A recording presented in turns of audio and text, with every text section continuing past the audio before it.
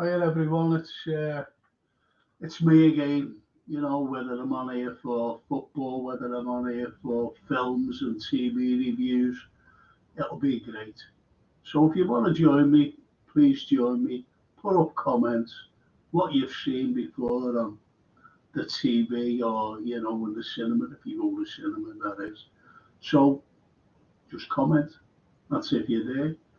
And the point is, you see, it's just turned 10:30. Well, no, it says it's 20 to 9. It's nearly 20 to 9. So, but whatever you want to talk about, just talk. Just chat to me about social issues or whatever. Chat about films, chat about football, chat about anything you want. We'll chat about, and we'll have fun because it'll be fun. It's one of those things that get into your brain and you start saying, well, what's going on in the world today? What's going on the telly? Do we follow the narrative of what people are saying? This is what it's all about. Do we follow the narrative of football? People are saying, oh, Liverpool, they're doing this and they're doing that, but will they beat Manchester City? Will they beat Arsenal? Will they beat everybody else? This is the way it is. You watch films and you suggest films, for example, and those particular films, you could agree, you agree with and go, yeah, I've seen that. That was a very good film, whereas other people would say it was awful. It's just one of those things. It's just one of those things. So, just talk to me, just talk, put in a comment. I'll discuss your little comments, whatever you want to discuss. So, let me know. Just let me know what you think of the bloody weather. The weather's absolutely dreadful. It's a bit brighter today, but it's been absolutely horrendous going out and getting soaked and coming home and you're still cold. You put the heat in. My heat is absolutely dreadful. This is why I'm wearing this to try and keep warm. So this is the way it is, unfortunately. This is the way it is. I've been watching some certain things on the news, It's just horrendous what's going on. It's like last night here in Liverpool, there was a couple of shots fired, in 3 different locations. And this is wrong. We're in the 21st century. We've got wars going on. We've got genocide going on. And it's absolutely dreadful the way some people are. And I don't know, are they feral? Are they feral? That's what I said. You have dogs that are feral. You have feral cats. And these are no better. These are no better than feral, dangerous little animals, these people. But anyway, it's just dreadful. It really is. And I've got the big bear on here. Look at this fella. And criminals have guns. Of course they have guns. It's shocking. It's shocking. And where do they get the guns? You can't buy a gun like you can in America. You can go into a superstore, a market where you're buying a loaf or whatever, a packet of rice, and you can pick up a gun. That's in America, because that's in their constitution that every citizen should own a gun to protect themselves. And that goes back to, their constitution that was written up in what, 1774? And you have a right to own a gun. Here, you're not have a right. You don't have a right. There used to be, I don't know whether they still have. I think they still have gun places. Where you can go and fire a gun ranges. But you have to have a license to get a gun. And if you had any sort of criminal record, you couldn't have it. You couldn't have a gun. You couldn't buy one. You couldn't access one. Then all of a sudden, on the market come guns you can buy illegally on the black market. I don't know how much you pay for them, but because Never had a gun in my bloody life, you know. Don't want a gun. Either. We just have to be careful to look after ourselves and family, says Bear. Absolutely right. You're absolutely right. When I was a younger man, and I used to go to the games, you know, following Liverpool all over the place. You know, you did have the element of you've got to say it, I mean, hooliganism, and you had gangs. You know, these ultras, still ultras today, unfortunately, and they go around wanting to fight, wanting to take on the other supporters, and they have a big set to, and that's the way it is. But that's football. That's football. That's football for you. And you know, you get there's a lot of Americanism in this country at the moment. Lots of it from people with terminologies, Americanism terminologies like sidewalk. I remember this fella saying, "Yeah, I slipped on the sidewalk." And sidewalk, that's Americanism. It's we call it a pavement, and you're getting girls, you know, especially on social media, saying, "I'm going to visit mom today." MOM. No, that's the Americans' version. We say mum or mam. This is what it is. So you're getting the likes of traditions, you know, slowly being ebbed away from this country, to be honest. And you've got fast food places all over the place, all over the country, fast food. The likes of that McDonald's and Kentucky Fried Chicken and whatever, they're all fast foods. And when you look at some Americans, they're obese, and this is what's happening in this country now. People becoming obese because they're not having, you know, proper cooked meals. They'd rather go out and get a delivery in of fast food, which is full of whatever, and that's how you put weight on. It's as simple as that.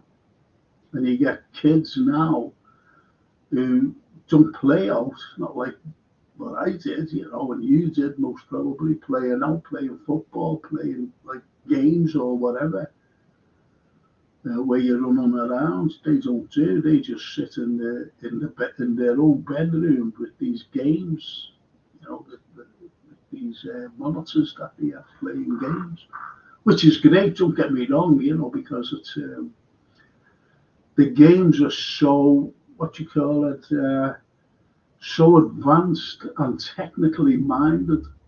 So you've got to be good at them. My granddaughter, she's 11, and she's a whiz at things on the computers. She's an absolute whiz, and she was like that at the age of 2 or 3. 2 or 3. Me, I'm absolutely useless. I'm useless. But that's the way it is. That's technology for you today. But is it a good thing or is it a bad thing? Because when you look at certain things about the way it is, you know, we call it Orwellian because George Orwell in 1938, he wrote a book, was it 38 or 48? He wrote a book called 1984. He seen what was going to happen. He had the vision to see what was going to happen. And this is what's happening today about control, about CCTV, about,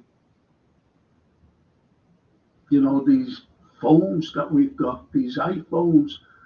They can go, the authorities can see what you're actually doing. They can follow you. You know, whether it's sending emails, whether it's messaging, or whether even now, you know, they can see me talking to you and your comments. And this is what it's all about. Is it control? Is it controlling your life? Yes. It's controlling your life.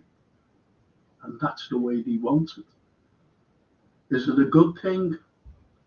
Well, some say yes, because if you go into town, for example, and you're just out shopping or you're just out having a look around, whatever, and you've got CCTV, and if there's any criminally minded people looking at you,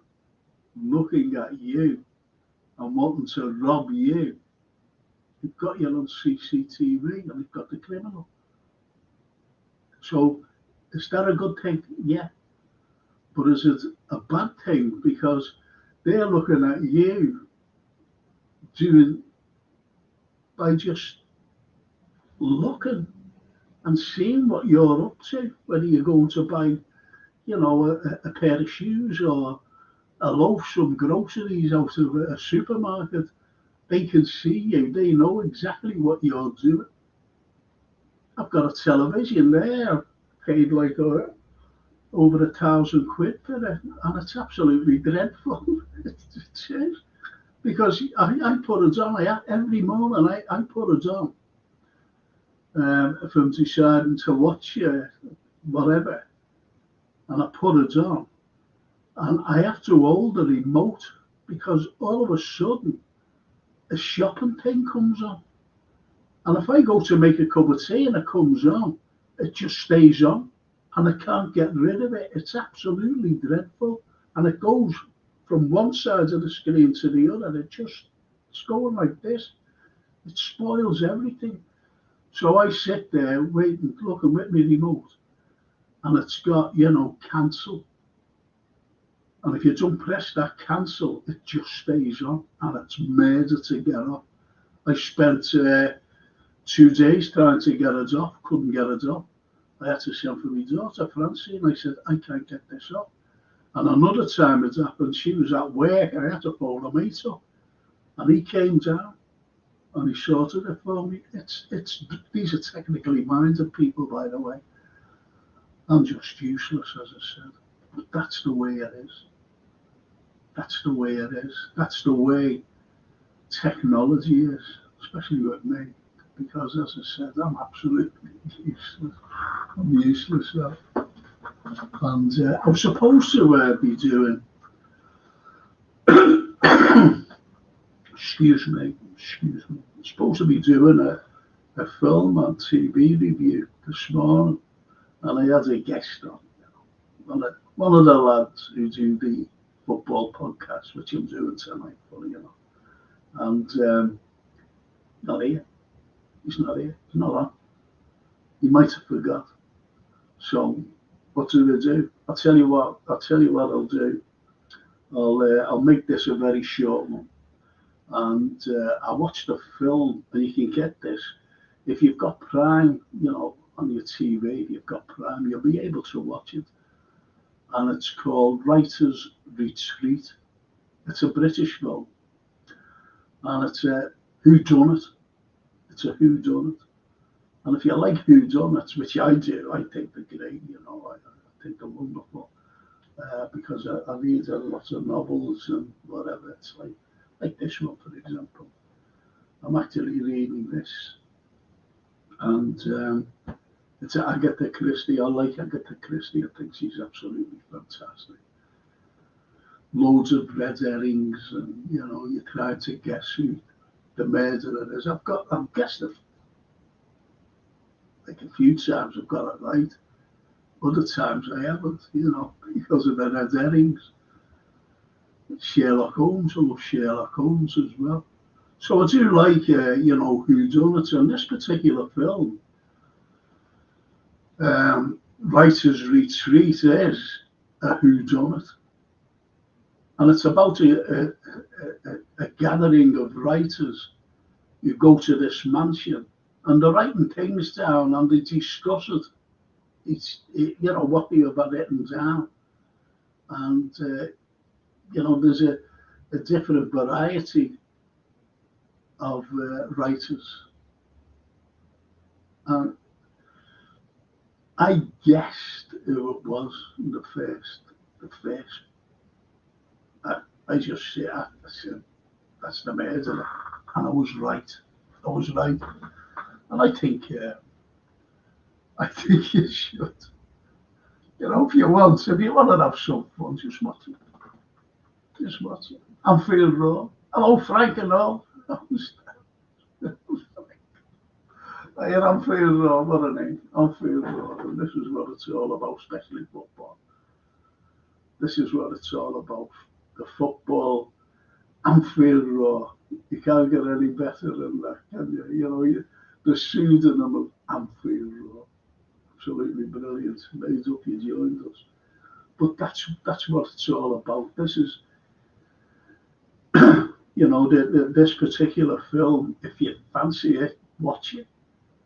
Watch it. See if you can guess like me. Honestly, I went, that's the mate. And I was right. I was absolutely right. And when you watch TV series, I watch the American ones, I think they're absolutely fantastic. I really do. And it's one of those sort of things that it gets your teeth into. I watched a thing called The Ozark, absolutely brilliant. I watched Your Honor, which is another absolutely brilliant thing. And I also watched, these are series, they're only shorter episodes, if you like. And Ozark, I just watched the full, I don't know whether it was 8 or 10, watched that, but I never watched the second series. I watched the first, which was brilliant. I watched a thing called Spotless Right Through, because that was brilliant. It was an Anglo-French thing. Brilliant it was. And I advise you to watch it. You get that on Netflix. And Your Honor, Bryan Cranston, absolutely wonderful. Wonderful. And I advise you to watch that as well. Your Honor, if you haven't watched it already. And also, again, I'm sorry about this, excuse me. I watched a thing called Tulsa King with Sly Stallone, and it was brilliant. It was brilliant with Sly Stallone. And it's humorous as well, albeit that it's, very dramatic and thrilling. But it's humorous as well. And Stallone is absolutely brilliant in it. He plays a mafia fella from New York who they demote to Tulsa. Brilliant. Brilliant. And I used to watch a thing called Fargo. And Fargo, especially with Billy Bob Thornton. Billy Bob Thornton is one of my favourite actors. He's absolutely brilliant in Fargo. It's hilarious, But it's, so anyway, Stephen Snape says, our generation weren't brought up with a computer-driven agenda. I agree with you, Frank, about it being difficult to understand, circumventing next door's Wi-Fi passwords becoming more tricky each time,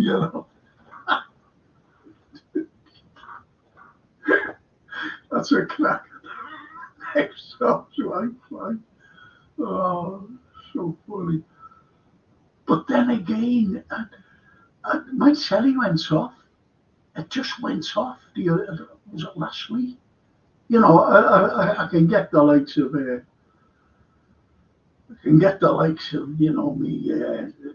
other things rather than just terrestrial. I couldn't get any IT. I don't watch ITV or BBC. I could get them, but I couldn't get ordinary telly on simply because it went off. I don't know what happened, and I tried and tried and tried to get it on. And they were asking for passwords. What's that all about? Passwords? You've got to have passwords for everything. I've got more passwords than the makeup of passwords. It's absolutely ridiculous the way they ask for passwords. And that's what it's all about. That's what it's all about. Bloody passwords. Passwords for this and passwords for that. For anything. For anything. And that's the annoying thing. So we couldn't get the telly on. And anyway, I even had Jason down. I said, Jason, can you get my telly on? And he came down, he was trying this, he was trying that. And Jason is a genius at IT. He really is. He teaches it. And he works at it. And anyway, don't know what that is. Don't know what it is. So anyway, my daughter came down, Francine, not to fix it or anything, not to fix it or anything. And the next, I said, I can't get my telly on, the ordinary telly. And she put it on like that, and it was on. I went, it's on. So it just came on, went off. As quickly as it went off, it came on, if you know what I mean. And that was after about 5-6 days. Anyway, that's that. Let's see what Stephen's saying. The Albanians on top form, Frank.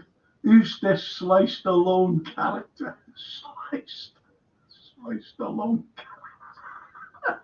When I was talking about Tulsa King, sliced alone. That's a cracker. That's a beauty, bro. Absolutely brilliant. Fantastic. It's sliced alone. Sliced alone.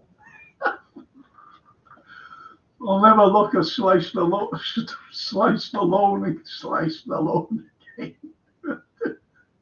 Sliced alone. Fantastic. Absolutely fantastic. To be honest, like this morning, I jumped up and I was late for this. But there you are. Sliced alone. Oh, I can't get over that. Anyway, it says, Norman says, Morning Frank, I've been watching an American TV series from 1973 called Madigan starring Richard Widmark. Yeah, Madigan. Was it him who starred in it? Madigan, yeah. Yeah, I remember that going back to the 70s. Yeah.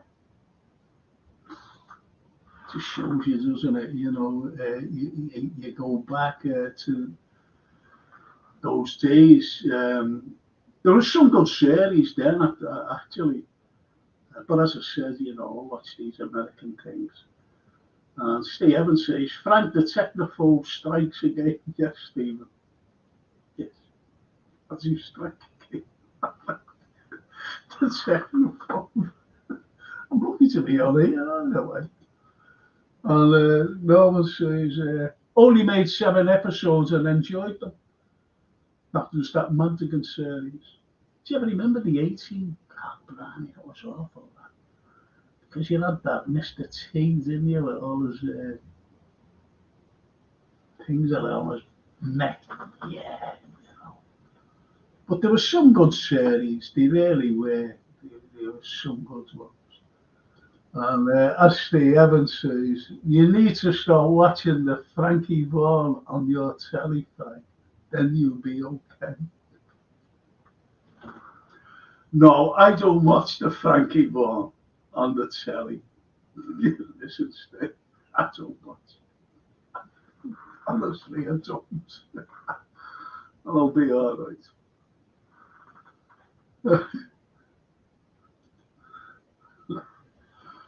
And Norman says, I went to the bakery this morning and I got milk and brown sliced alone. Why not? Why not? There's the sliced alone coming out anyway. But as I said, there's a film to watch. I also watched a thing, I think I've mentioned this before, called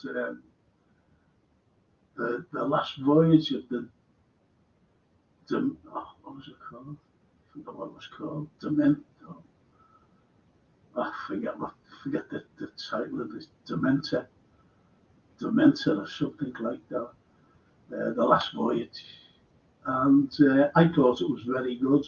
Steve Evans, I remember saying, I didn't like it. Well, he said it was all right. He said he didn't, he never said he didn't like it. He just said, it was all right. But I thought it was great. I really did, because I like Liam Cunningham, great actor, great actor. And I just thought it was good. I really did. And as Steve says, oh no, he says, look, Dracula on a ship, it was crap, Frank. That's what he says. But the point is, Bram Stoker's Dracula is all about a ship. When he came, because he came from he came from Transylvania, didn't he, over to England to get his teeth into the English society, as they say, and he did as well. So he came to England, and he had to come by ship. And but why the film was good, in my opinion, is you had a captain's log, and the film was taken from the captain's log, if you know what I mean. And it was really good. The Dementor, The Last Voyage of the Dementor. So, if you want to watch that, I thought it was good. Steve Evans thought it was awful. As I said at the start of this, people agree, people disagree. It's like football. You can agree and you disagree. People, it's like VAR, isn't it? In football, if you look at VAR, people are going, Liverpool fans are always moaning, and it comes around and bites them on the butt. It bites them on the butt, and then they call VAR for everything. And that's the way I look at this particular thing. And everything, that's the way. There's a black and white in everything. Everything can't be in white. It just can't. The blackness comes into it, where you try to balance it out. And everything's not black either. So, you balance things out. It's like balancing anything out. Anything at all. It's like trying to balance a narrative out that people agree with and people don't agree with. And that's where the balance act comes in. You try to balance views and opinions and comments.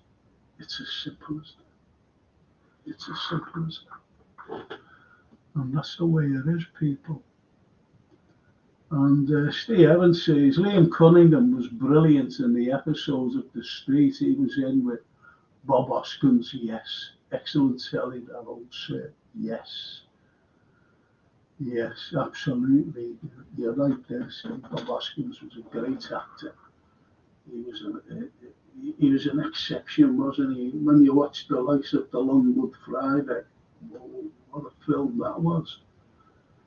And you had the London gang. He was a boss, and he was all these little murders going on, and he had a traitor within his ranks, a fellow who he trusted very much. But he was an informer, or he was he was an informer to the IRA. He wasn't an IRA informer, if you know what I mean. But he was informing on Bob Hoskins' gang. And absolutely brilliant piece of film work that was. Great script, great actors, everything about that film, The Long Good Friday. And Steve says, got an old play for today to watch later from later. A Hole in Babylon. Never heard of that, Steve. Never heard of that. A Hole in Babylon. Well, the old play for today's were exceptional. Some of them were exceptional, to be honest, with great veteran actors, by the way. great actors. So yeah. And JK, good day, bro. You never walk alone. I hope you're well. Yes, I'm okay. Got up late.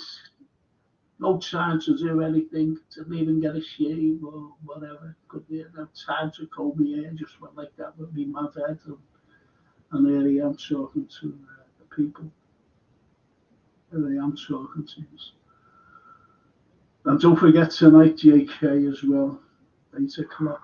We got the football show. Got a lot to talk about the football. Loads of it. And Stephen says, apparently, according to the Albanian, Dracula sailed from Pennsylvania. Not Transylvania, Pennsylvania.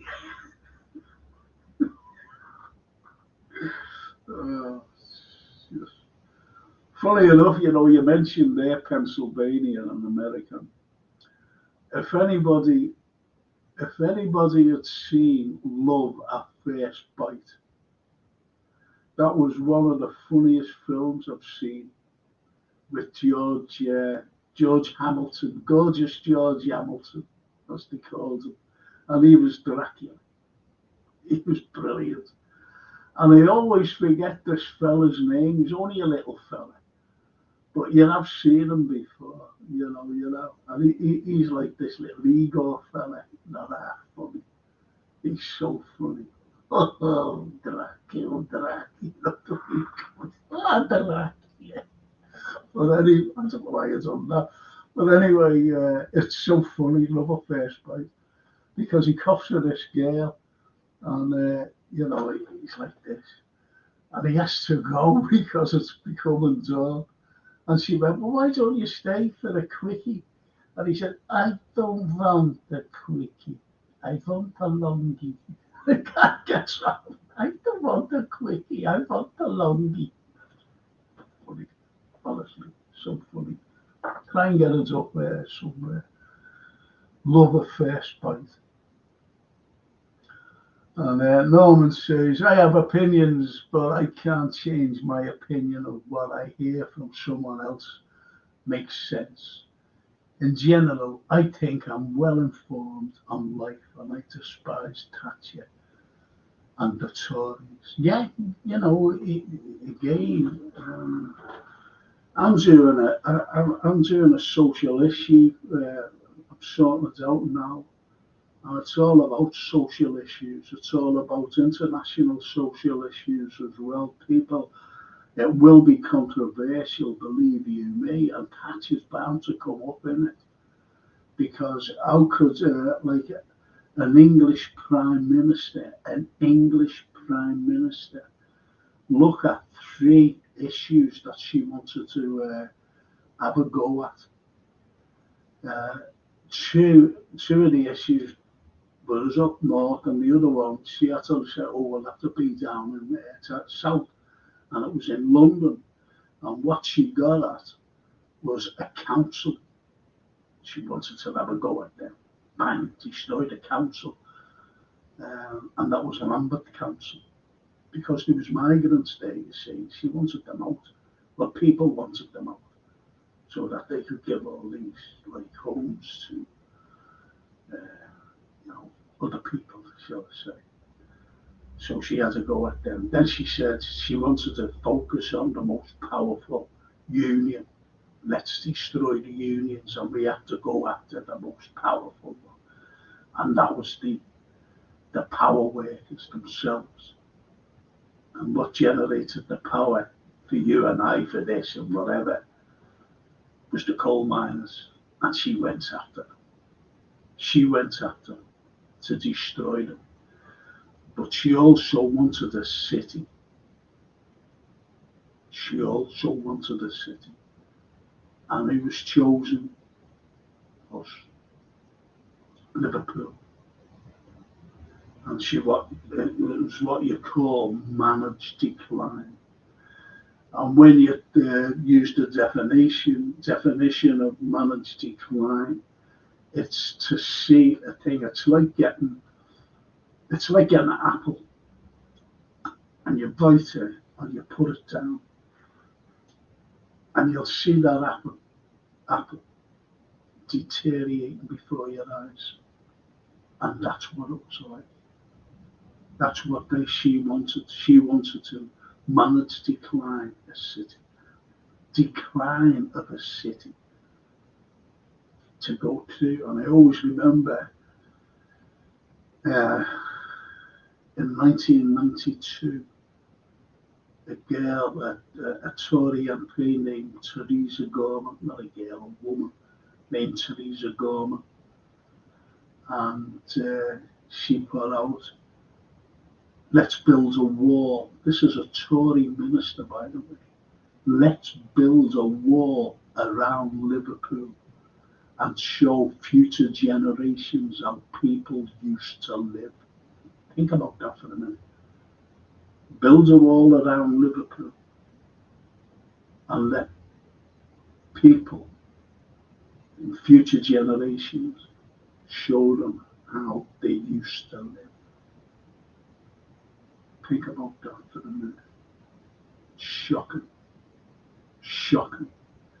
And these were politicians, conservative politicians in the 1980s. It's shocking how they ruled. They ruled with an iron rod fist. That's what they ruled with. And that's what it's like today. They still rule. We put these people in power. Us, the voter, we put them in power to beat us over the head with an iron rod, to tell you what to do. No, you can't have that, so behave yourself, you sit down. And do as we tell you. This is what politicians are like. This is what they're like. Politicians cause war. It's as simple as that. The fella down the street and the woman there down the street doesn't cause wars. It's these politicians who you vote for, who escalate wars as well. Have nothing to do with the wars, not there, but they escalate it. And that's going on today. So they're the type of things that I'll be talking about. I'm not talking about wars, I'll be talking about other things as well. Other things that we can get our teeth into, especially about the past and what happens in the past. I've got a great show lined up for Monday night, the history show. Got a cracking one lined up, and it's going to be good. It really is. I mentioned about managed decline a couple of minutes ago, and the managed decline, if you look what I'll be talking about Liverpool, forget the 80s, we can go back in the past. We can go back in the past. And this is the way it is. This is the way it is.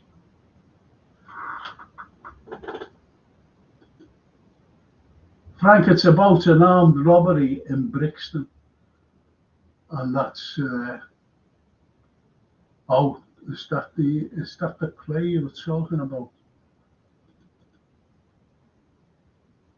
A hole in Babylon. That's good. That's good. Thanks, Stephen, for that. Thank you. And JK says, good to hear, Frank, a football show tonight. I'll be there. I know you will. I know you will. I want that Evans on. And he always says, yeah, okay. Come on, Evans on. He's great, Steve, big red. And Norman says, looks like Nat Phillips will stay. I'm not being funny, but Nat Phillips couldn't even get a game for Celtic. And they're bringing that Rhys Williams back. He never had one game for Aberdeen. He couldn't get a game. And we need a better, far better, say, level of a player if we want to do something. And this is what we'll be talking about tonight. You know, the big problem is, are we going to sign anybody? We need to sign, no matter what. If we want to maintain a challenge, we really need to sign. I say, we need to sign a forward. You might think, no, but I'll be talking about that tonight. We need to sign a left-sided centre-back, definitely. And a midfielder. You might think, a midfielder. I don't want Thiago back. Thiago is finished. He's finished. He hasn't played since last February, a year ago. And do you think if he does, like, you know, oh, he's fit now, do you think he's fit enough to play a game? No. And he'll break down anyway. So that's the way it is. That's the way it is. So we'll be talking all about that tonight. And it really pisses me off. I'll tell you what pisses me off. These people who come on podcasts and say about rumours. I can talk about rumours all day, but I don't talk about rumours. What's that all about? What's that all about? Rumours? Come on, give us a break, will you? I can come on and go, oh, do you think I'll see who we're after? And we might be signing because we come out with headlines saying, you know, Kimmich, for example, just put him on. Kimmich, signing Kimmich. Well, Kimmich, is Kimmich signing, you know, with question mark and exclamation marks? I can do that. And people go, oh, you know, oh, you can't be getting that. And this is what it's all about. Headlines. It's headlines. You know, you entice people with headlines. I don't. I just talk about it. I just talk about it with my guests. That's all that I do from talking football. Just talk about it. You know, will we buy anybody? You know, we have great people who come on with the comments and great guests. And they say, well, and it's all opinions. But everybody agrees, every single one agrees that we should be buying in this window.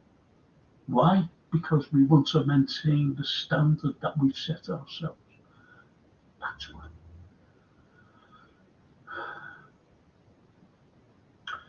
It's crazy that none of our players who go on loan can get game time. When Phillips and Carvalho played for us, they did well. Yeah, I agree there. And funny enough, out of the three that's coming back, put it this way, Carvalho, Nat Phillips, and Nat Reece Williams, I'd rather have, and you know, say like two had to go, but we had to keep one. I'd keep Carvalho. I would. Because that Reece Williams, I said at the time he was playing for the under-23, he's played a couple of games as well. I said he's not going to make it. It was like that Brewster lad, you know, people going, oh, he's going to be great for Liverpool. Oh, he's the next Fernando Torres, the next Robbie Fowler, the next Michael Owen, the next this, the next that. He's going to be. I said he's not. He won't be at Liverpool long.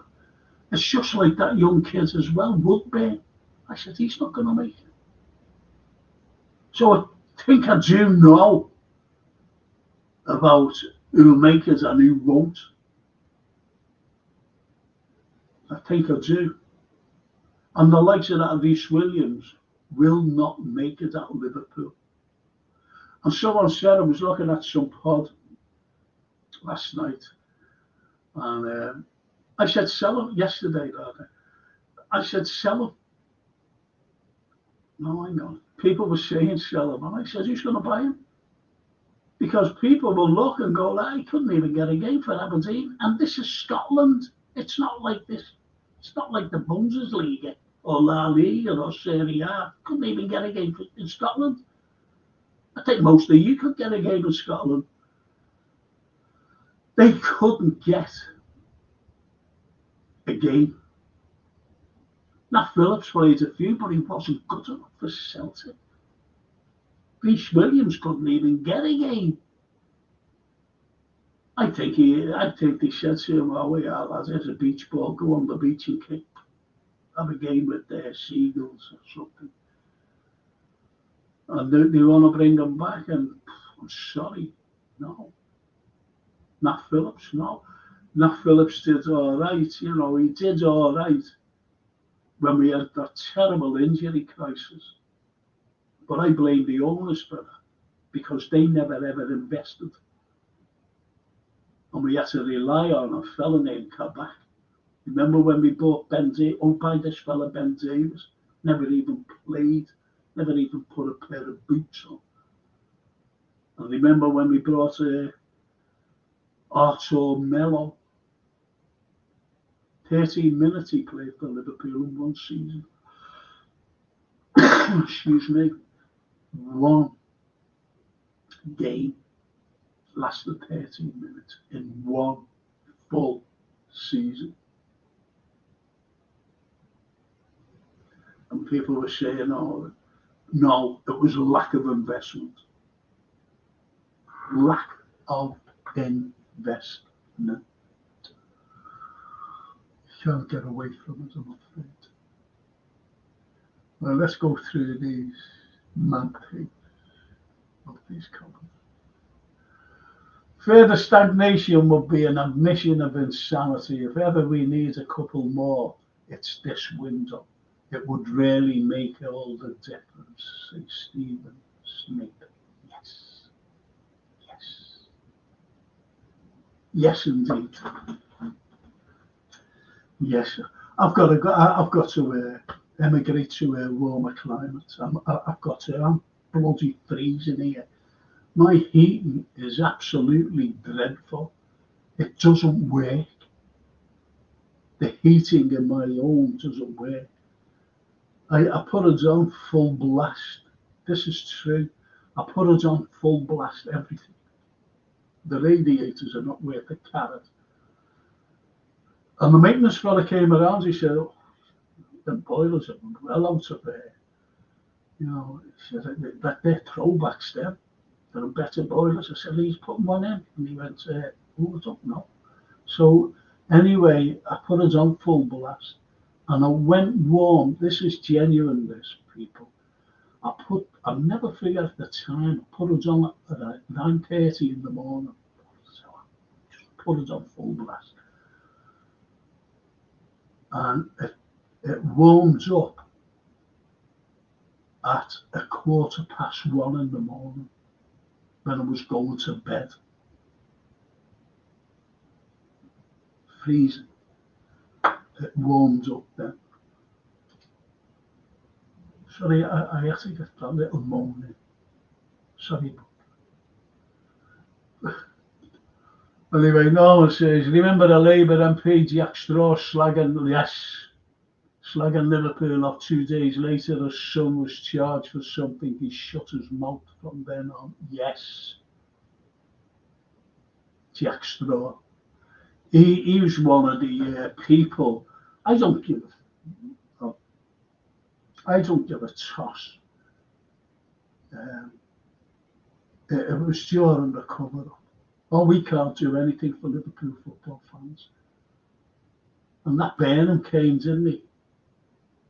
And I was there that day at the memorial at Anfield. And he came and anyway, he came to tell us, which he was in the throes of a speech that, we can't do anything. This was a Labour government. And Andy Burnham came to tell us that they can't do nothing. And there was one lone voice who stood up and shouted justice for the 96, because it was 96. And then we all stood up. Every one of us stood up, screaming out justice for the 96. It was fantastic. It was a very emotional thing. Very emotional. Very emotional. Never forget that. Never. And he went back down to Tony Blair and said, we've got to do something. We have to do something. Because it got to Burnham, got to him, and something was done. But we still haven't seen justice. But one thing that came out of it, we, as Liverpool football fans, and for the city, by the way, were exonerated from the 97 deaths. And the police were blamed. Is any of them in jail? No. Has there been justice? No. Has that rag apologised? No.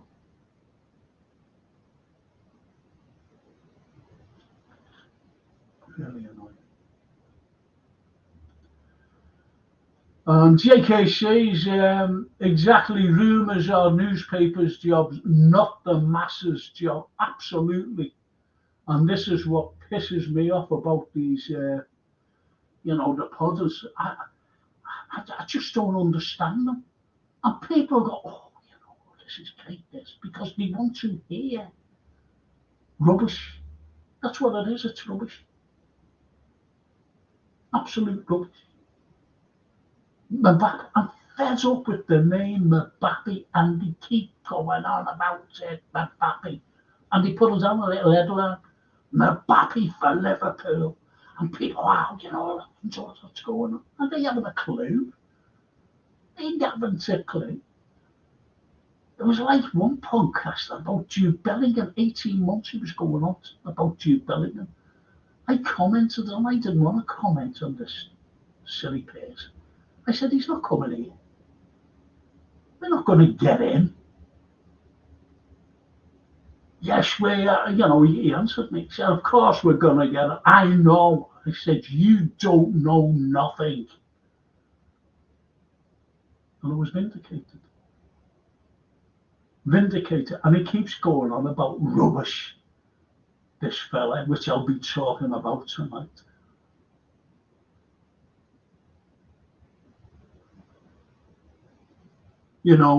What would you give Mo Salah out of 10 the other night? Mo Salah was unbelievable. Mo Salah scored 2 goals. Mo Salah was instrumental in the other 2 goals. He put an unbelievable ball through for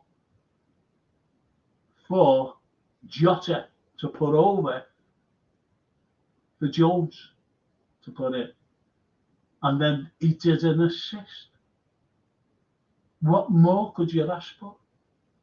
And that Pratt. I like McAllister, don't get me wrong, I think he's great, McAllister. But he gave him an 8 for coming on. Well, give him an 8. Yeah, 8. No. He come on a sub. And he gave Mo Salah a 7. And what he said was, he's not at his best. That Pratt said he's not at his best. Do you know the way you would have loved to have had a bucket of ice water, iced, poured it over his head? That's what I would have loved to have done to him and said, you Pratt, you foolish Pratt, you know nothing. Because the same fella a few weeks ago said, Salah's all washed up. You need to sell him in January, at the latest this summer. And people listen to this fella. People listen.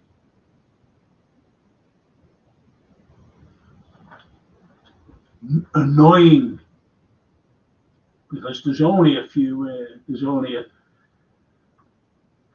Jamie Phillips, listen to him. Cop TV, listen to him. And another lad named Jerry what's his name? Oh, what's his name? I call him JJ. Jerry James. Is it? Anyway, I just listened to him. He's good as well. He's good. Albeit, I forget his name. Jerry James show. Is it Jerry James? I think so. I think we need to censor out, but don't have a clue who says Norman. Definitely need to censor out. JK says Labour arbitraries dressed up. That's what he's replying to Norman. Absolutely. And he says it, of course, I agree. And JK carries on by saying, hype and rumours keep the price tag healthy when a player needs selling eventually. Yes. Yes. But does anybody believe Mbappe's going to come to Liverpool? Please. Please, please. Answers on a postage stamp. JK says football fans turning into politicians with their opinions. Yes. Yeah. And Norman says, hey Frank, when is the next film review? It's all your fault out there. It's all your fault. And Snavy says, nobody incarcerated for 97 unlawfully killed. What message does that send to the rest of the world? It shows how unaccountable the establishment is and protects itself. If the rest of the country is okay with that, then maybe they need to re-celebrate their moral compass. Yeah, for the moral compass. Yes. Yeah. Yeah. Absolutely. Spot on. There are some things that, we can actually look at. We agree and disagree. And we need people to be held accountable. But there are some people who will never be held accountable for anything. For anything. I'm not going to talk about what's going on today. But I'll talk about what went on in 2003. And what went on in 2003 was an illegal invasion of another country that's thousands of miles from us, thousands of miles from America, where 1 million of that country's civilians were killed, wiped off the face of the earth for lies. And they knew they were lies. And it was an illegal war. And that country where 1 million people died was Iraq. Now I go back to April 1989. 1989, when a cover-up over the disaster went on and on for 30 odd years. Cover-up and lies by certain press and television.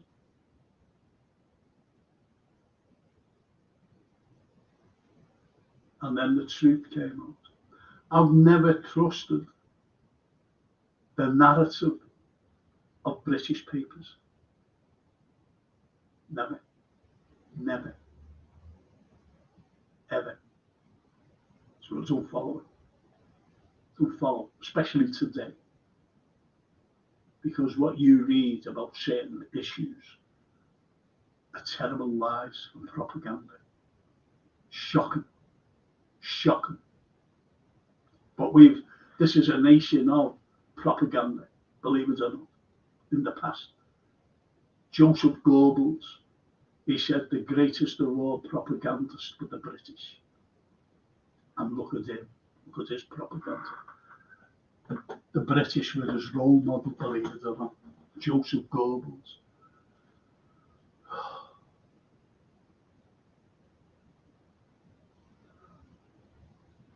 And JK says Liverpool's 12th man is also a top lad who shows down to earth, and he's from the US.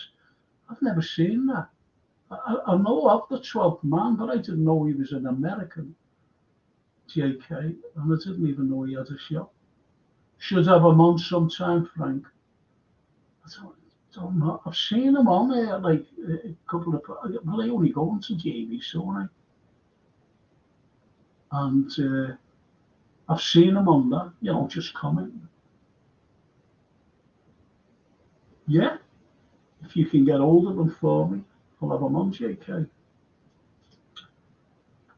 And JK says, Iraq and Iran are situated on the lands where Sodom and Gomorrah used to be. They get energy from ruining the lands and people there. That's the level of this world, Israel.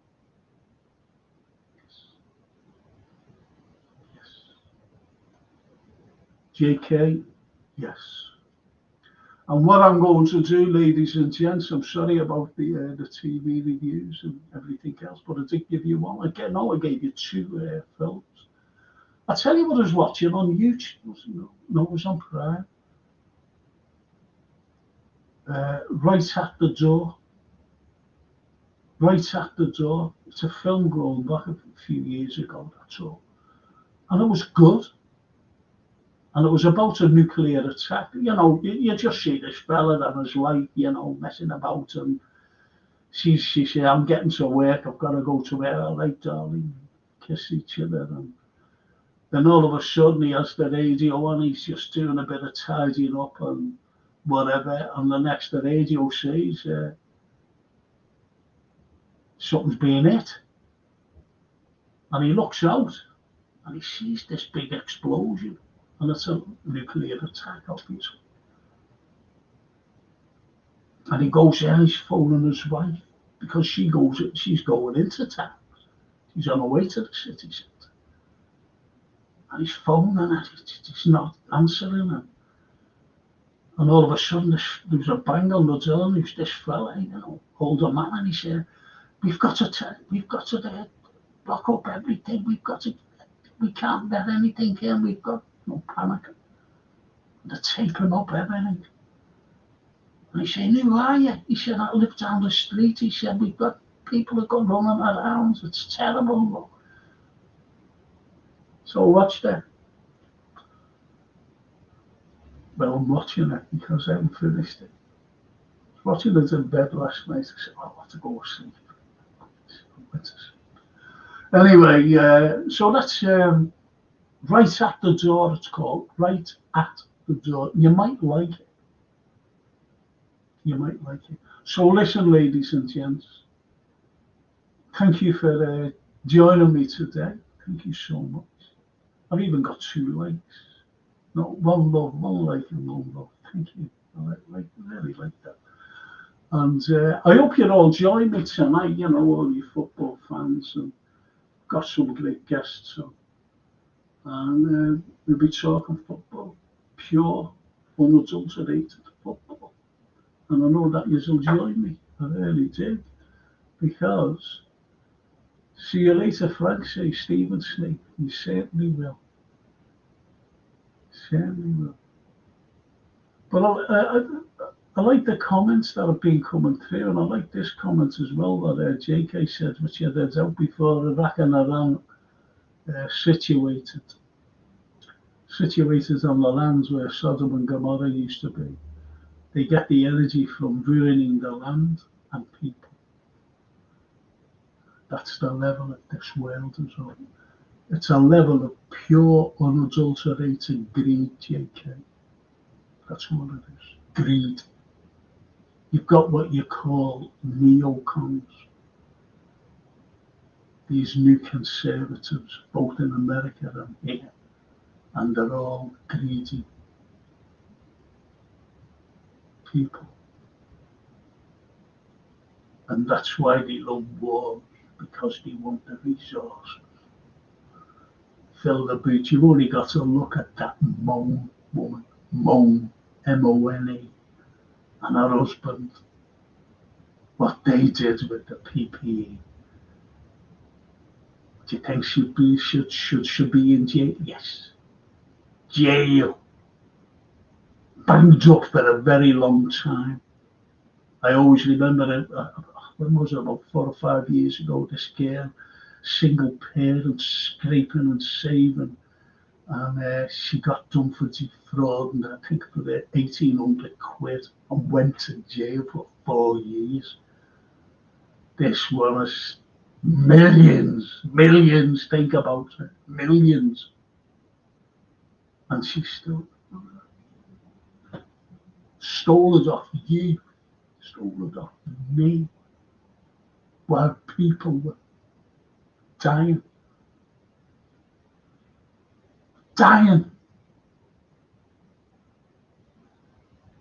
Think about it. Think about people who couldn't go and see the mothers and the dads, elderly, in homes. They couldn't go and see them, and they died. Couldn't even go to funerals or anything. And she's,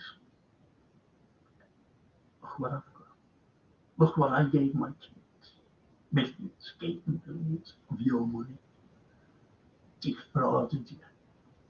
Laughed at us. Oh, I should have left. Should have left with it.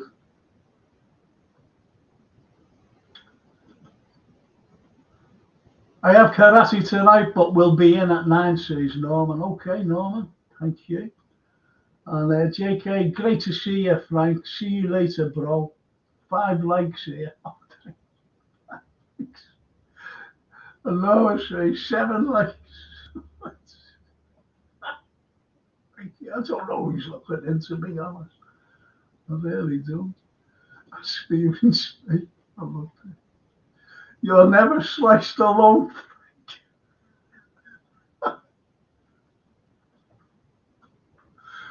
Oh, you're the one for you, Stephen. You're the one. You're as funny as bars of flowers. For me,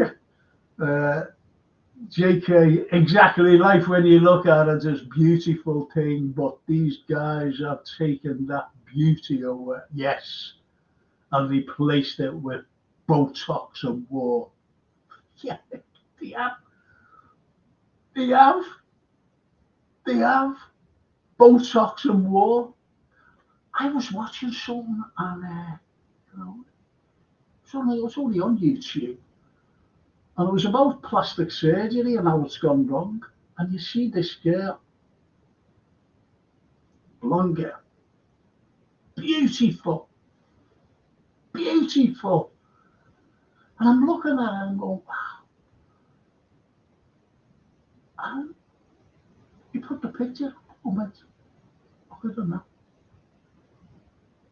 And she tried to do herself as a cat. She looks absolutely horrendous. Honestly, she was beautiful.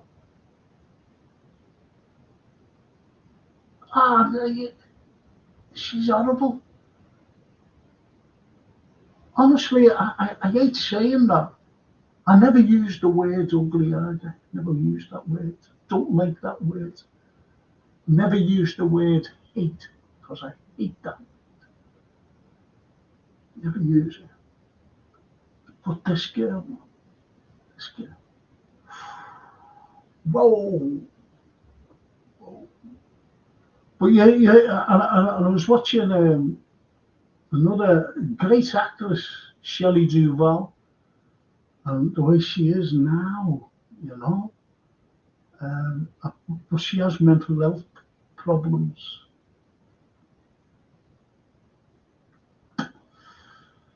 And the beautiful Bridget Fonda. beautiful. But she just got married, had a couple of kids, and said, "Sod Hollywood." And she just let, how can I put this? She just let nature take its place. Try and get up on Google it. Bridget Fonda then and Bridget Fonda now. And she just let nature take its course. Said, "Sod Hollywood." She was looking after the kids and her husband. And she's put on lots of, but she looks totally different. Wow, does she look different?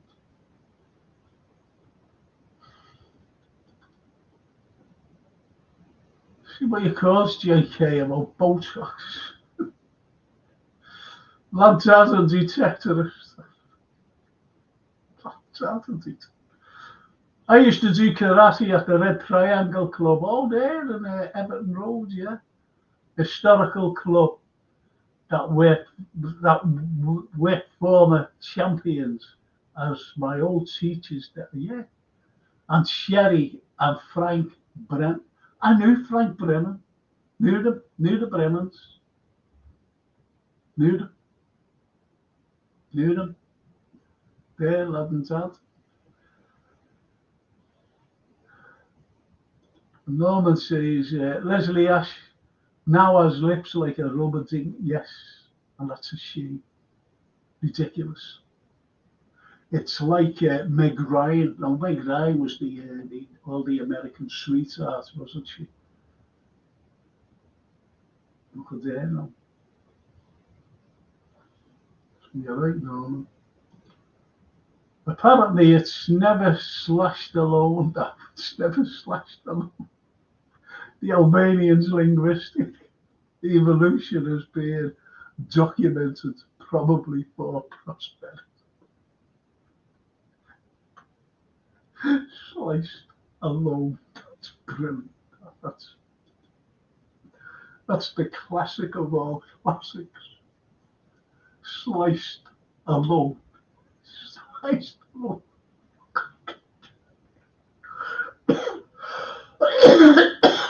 Oh, dear. Absolutely fantastic. It's crazy stuff. Crazy. And JK says, that's why the Kardashians were plastered all over the place. TV adverts, magazines, bus adverts, etc. Get the message out that Botox is the way. Now everyone looks like this with a little gift. Yes. So listen, people, I'm going to leave now. Thank you so much for joining me. I really appreciate it, you know. And I did not. Do you know what I've got? I can't answer anyone on the phone or anything because I've got this pain here. This is me right arm, by the way. Got this pain here, and I can't text. Because I've got this pain, and it's horrible. And I just had it then. It's really, really painful, horrible pain that I get. I forget what you call it. It's only because you're using this tone of texting, because you're holding something and you're texting it. Oh, even then, just pain. It's a horrible pain, it's sickly pain. And I've got this other pain in this arm, my left arm, and it goes from my neck down to my elbow if I move it a certain. In other words, I'm finished. I'm finished. Just finished. And lad and dad says, yes, Frank Brennan was very strict. I was terrified of him. I think we all were, to be honest. Do you know what? I was strict when I was a lecturer. I think I was anyway. And Stephen says, take care, one and all. Thank you, Stephen. Good to see you tonight. And RSI says, Norman. RSI says, Norman. Oh, repetitive strain injury. That's what I've got. That's what I've got here. It's horrible. It's a horrible. Thank you. Thank you so much. Yeah. And oh, look at this. Camino Pile. Ciao, Camino. Come stai? Come stai? Amico mio, come stai? Camino Pile. What a name. What an Italian name. Mamma mia. My mother's name was Angelina Maria Yolando Valenti. Camino Pile. Oh, Norman, thank you so much. Thank you. Repetitive strain injury. It's even just clicking this thing as well to get your thing out. It's killing me. And JK says, nah, bro, you have just started. Yeah, I know. I know. I know. And as lad and dad says, it's like sciatica in your arm. Do you know what? I suffer from that as well. Down me, down me thigh, oh, it's horrible, your leg. It's all the sage business. It's fallen to bits. Fallen to bits. Yeah, you said that turmeric is the way. I'm going to use that.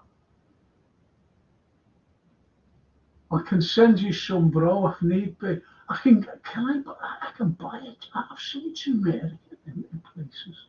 Yeah. But I'll let you know, JK. My wife said it. She's actually, my wife said that she's actually. Hang on, are you Anna or are you Norman? I get mixed up, I'm getting older, get mixed up. Brilliant, that's awesome. And JK says, beautiful name, your mother's. Oh, thank you, JK. Thank you so much. Anyway, I'm going to go. See you all tonight, hopefully. I know that Norman will be joining after 9 because he said, I'm going to karate. So 9, being at 9. So enjoy your little karate stuff. And lad and dad says, yeah, my dad gets the sciatica a lot, ends up in bed for a week at a time. Yeah, I get it. It's mad, isn't it? My daughter Francine gets it as well. And it's always like in your leg, the back of your leg, from your hip down to your leg. I know I get it. It's horrible. It's just and it's Norman, but I'm saying it's Anne who said, I'm sorry. I'm sorry, yeah. I'll tell her thanks very much. I really appreciate that, repetitive strain injury. God, blimey, it's killing me. What can you take for it, though? Can you take that turmeric? God, blimey. So don't forget, tonight, talking football, talking all the BS about, the pain, all the BS about, the comings and goings and everything else. Mbappe, come on, Mbappe. God, blimey. No chance. I think I've got more chance for signing for Liverpool, and I mean that, than Mbappe. So anyway, I'll see you all tonight. Thank you. And even lads and dad, see you tonight, Frank. Thank you, lad and dad. Thank you so much for your likes. Thank you so much for joining me. Yes, thoroughly enjoyed it. And let's hope We'll be talking as well about who your team will beat for the weekend against the Arse. Nil. Arse. No. And that's me. I'm actually going. And no, it's won't fork out for the chip back. Never mind the back. Yeah, FSG won't fork out for the chip back. Never mind the back. Absolutely no chance. No effing chance, Hosties. That's what they'd love to say. No effing chance. And where is it? And where was it located? Which? What was located? We say Attica. Down my leg. If you mean for this repetitive thing here, they're killing me. Absolutely killing me. And this bloody pain here in my left elbow as well. You know, I get up and move my head a certain way. As I said, falling to bits. Right, so that's it. Thank you. See you later. Talk loads.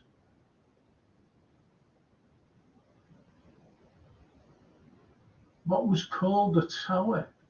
What was called the tower? Hang on. What are we talking about here? There's lots of towers. There's one in Everton Road still there today. There's one over in Birkenhead as well that they call the tower. There's one here in Liverpool that they call the tower. So it depends on what tower, unfortunately. I'll try and sort that out for you, Eddie. Okay. Give you some locations to look out for. Anyway, thank you so much. Love you all, and see you tonight, people. Thank you so much. Thank you. Don't forget 8 o'clock. 8 o'clock. Thank you.